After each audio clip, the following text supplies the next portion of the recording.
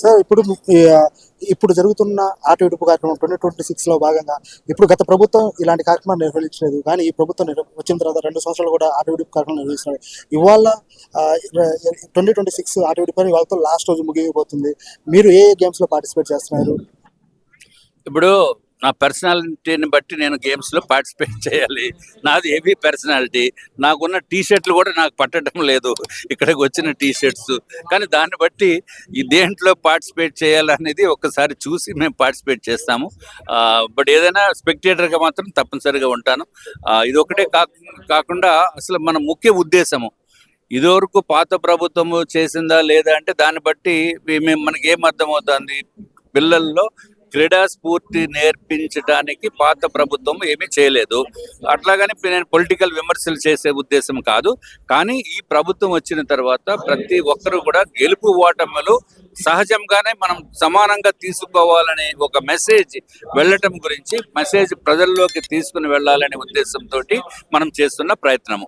ఎందుకంటే పిల్లలు స్టూడెంట్స్ ఏదో గేమ్స్లోనే కాకుండా మామూలుగా చదువులో మార్కులు తక్కువ వచ్చినాయినా సరే వాళ్ళు ఇబ్బంది పడిపోయి మానసికంగా కొంత కృంగిపోయిన పరిస్థితులు మనము గమనిస్తున్నాము.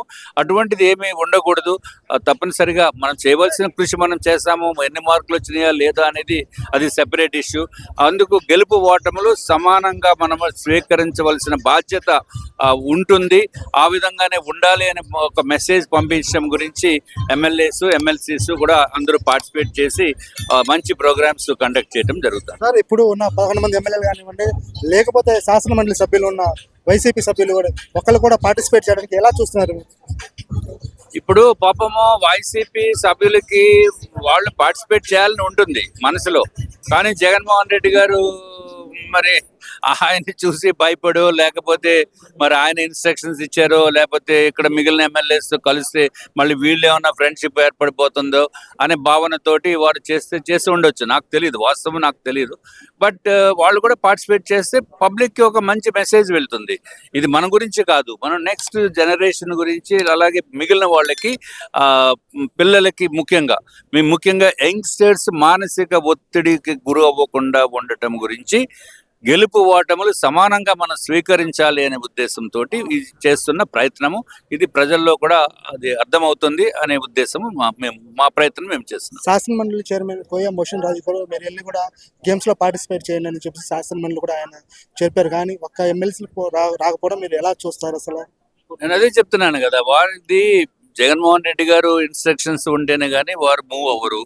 మరి జగన్మోహన్ రెడ్డి గారు ఇన్స్ట్రక్షన్స్ ఇచ్చారో లేదో, లేకపోతే మనం వెళ్తే ఏమనుకుంటారో అని ఉద్దేశంతో వాళ్ళు రాకపోయి ఉండొచ్చు.